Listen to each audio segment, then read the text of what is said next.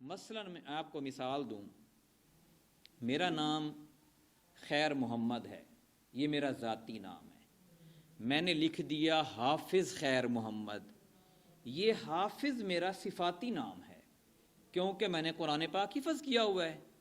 پھر میں نے اور لکھ دیا ڈاکٹر حافظ خیر محمد، تو یہ بھی میرا صفاتی نام ہے کیونکہ میں نے کورس کیا ہے اور اس کورس کے ذریعے میں مریضوں کا علاج کرتا ہوں۔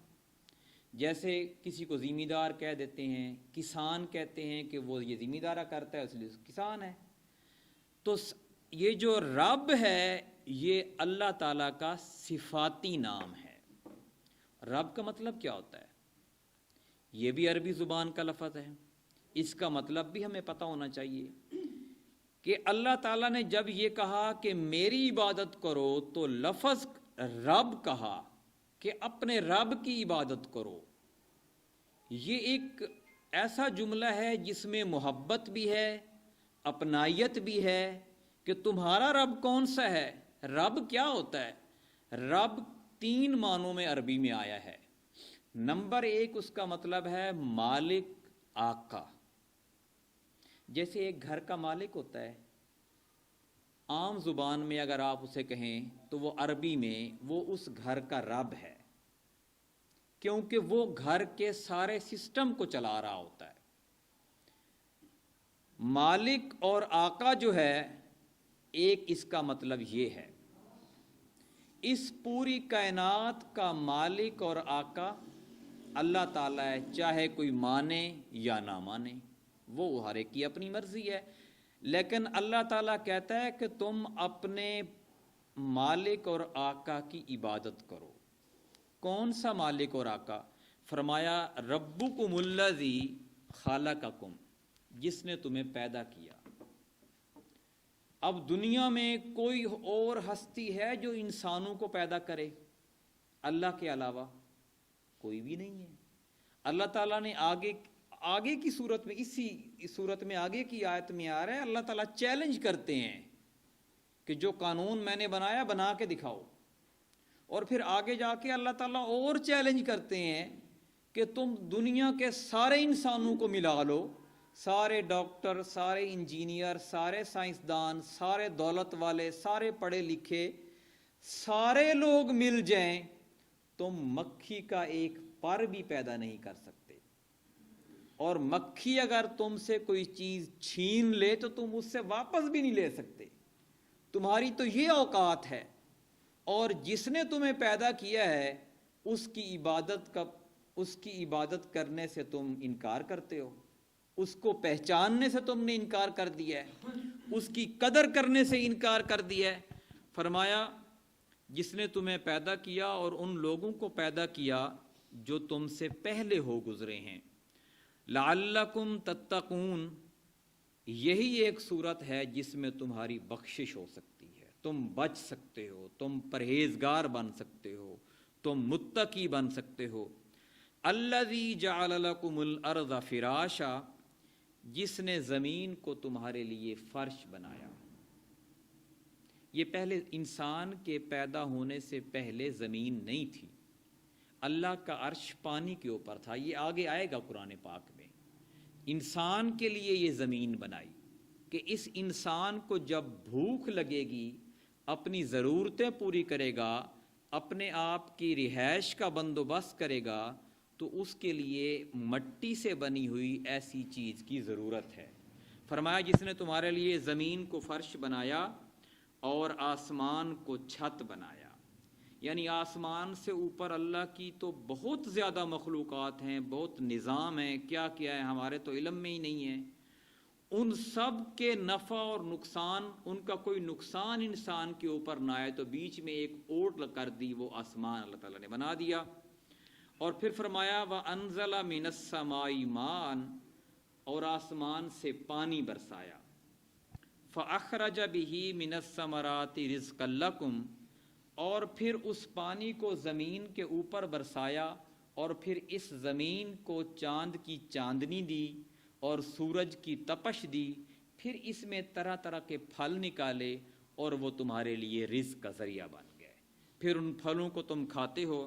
فرمایا فاخرج بہ من الثمرات رزقا لکم، پھر اس نے پانی سے تمہارے لیے رزق کے طور پر پھلوں کو نکالا. فلا تجعلوا للہ اندادا وانتم تعلمون، اور تمہیں اس بات کا پتہ ہے. ہر شخص اکیلے میں بیٹھ کے اگر غور کرے نا تو وہ اللہ کی ہستی کو مان جاتا ہے. اور یہ خود اللہ تعالیٰ نے دعویٰ کیا ہے قرآن میں کہ جب تم کسی، اس کا مفہوم ہے ایک جگہ پہ آئے گا آگے، کہ جب تم کسی کشتی میں سوار ہوتے ہو اور وہ کشتی جو ہے وہ سمندر کی لہروں میں گر جاتی ہے اور تمہیں یقین ہو جاتا ہے کہ اب تم بچو گے نہیں، پھر تم سارے لوگوں کو یا سارے ہستیوں کو یا سارے ذرائع کو چھوڑ کر تم اکیلے رب کو پکارتے ہو. اور یہ چیز ہر ایک کے ساتھ آ سکتی ہے. اور آپ یقین کریں، خاص طور پر جب آپ اکیلے ہوتے ہیں، اکیلے میں بیٹھ کے غور کریں تو انسان ہر ایک کو یہ اس کے ذہن میں یہ چیز آ جاتی ہے کہ اس کائنات کا خالق اور مالک ایک ہی ہے اور وہ اللہ تعالیٰ ہے. اور یہ کافر بھی اس بات کو مانتے ہیں. فرمایا کہ فلا تجعلوا للہ اندادا وانتم تعلمون، جب تم یہ سارا کچھ جانتے ہو تو پھر جان بوجھ کر تم اللہ تعالیٰ کا شریک دوسروں کو کیوں ٹھہراتے ہو؟ جو عبادت کا حق اللہ کو ہے وہ تم کسی اور کو کیوں دیتے ہو؟ عبادت کا ایک مطلب میں نے آپ کو بتایا ہے بندگی اور غلامی، یعنی نوکر ہیں ہم اللہ تعالیٰ کے، اور ہم نوکری کو اپنی مرضی کے مطابق نہیں گزار سکتے اور ہم اس نوکری کو لمحاتی بھی نہیں گزار سکتے. ایسا نہیں کہہ سکتے کہ ہم شام کے ٹائم تو اللہ کے نوکر ہیں لیکن رات کو نہیں ہیں، دن کو ہیں لیکن رات کو نہیں ہیں، دفتر میں تو اللہ کے نوکر ہیں لیکن گھر میں نہیں ہیں، گھر میں ہیں دفتر میں نہیں ہیں. آپ جس جگہ پہ ہیں، جس حال میں ہیں، جس وقت پہ ہیں، عمر کے جس حصے میں ہیں، ہر وقت اللہ کے نوکر ہیں. اور اس نوکری کو کیسے ادا کرنا ہے وہ اللہ تعالیٰ نے بتا دی ہے. پورا قرآن جو ہے وہ ہمارے سامنے ہے. اور دوسرا اس کا مطلب ہے عبادت کا اطاعت اور فرما برداری، کہ جو حکم اللہ نے آپ کو دے دیا ہے وہ اس حکم کے مطابق آپ نے منوعاً اطاعت کرنی ہے اور فرما برداری کرنی ہے. اور تیسرا اس کا مطلب ہے پوجا اور پرستش، یعنی جیسے ہم نماز میں کھڑے ہو کر اللہ تعالیٰ کو پکارتے ہیں، جو بدنی عبادات جس میں آ جاتی ہیں وہ بھی اس عبادت میں ہیں. آپ اس معاشرے میں بلکہ پوری دنیا میں عبادت کا مطلب صرف نماز روزہ رہ گیا ہے، حج رہ گیا ہے. لوگ یہ سمجھتے ہیں کہ اگر ہم نے نماز پڑھ لی، حج کر لیا، روزہ رکھ لیا، زکوٰۃ دے دی تو عبادت کے سارے ارکان پورے ہو گئے. اس میں کوئی شک نہیں ہے کہ یہ عبادت کی اہم چیزیں ہیں، اہم رکن ہے، لیکن عبادت کا پورا مقصد اس وقت تک پورا نہیں ہوتا جب تک ہمارے انفرادی کے ساتھ اجتماعی معاملات بھی اللہ کی فرما برداری کے مطابق نہ ہوں. اب آپ دیکھیں، ہم دو فریقوں میں لڑائی ہو جاتی ہے، لڑائی کا فیصلہ تو عدالت میں جا کے ہونا ہے، تھانے میں جا کے ہونا ہے. کسی کی چوری ہو گئی ہے، چوری کی ریکوری تو ان اداروں میں جا کے ہوگی. اب اگر ان اداروں میں اللہ اور اس کے رسول صلی اللہ علیہ وآلہ وسلم کے قوانین کا مطابق فیصلے نہیں ہو رہے تو اس میں وہ بھی مجرم ہیں، اور اگر ہم ان اداروں سے فائدہ اٹھاتے ہیں تو ہم بھی برابر کے مجرم ہیں. ہم اسی وقت اللہ کے فرما بردار عبادت گزار ہو سکتے ہیں جب ہم اس قانون کو امپلیمنٹ کرنے کے لیے، نافذ کرنے کے لیے تگ و دو کریں، کوشش کریں، جد و جہد کریں کہ ہمارا پورے کا پورا معاشرہ جو ہے وہ اسلامی معاشرہ ہو جائے. اور یہ صرف دعوت اور تبلیغ سے نہیں ہو سکتا، اس کے لیے ہمیں ایک ایسی طاقت بنانی پڑے گی اس ایک ایسی منظم جماعت، ایک منظم تحریک بنانی پڑے گی جو کفر کے سامنے، ظلم کے سامنے سیسا پلائی ہوئی دیوار ہو، اور وہ تحریک اس ظلم کے خاتمہ کرتی جائے اور حق کو قائم کرتی جائے۔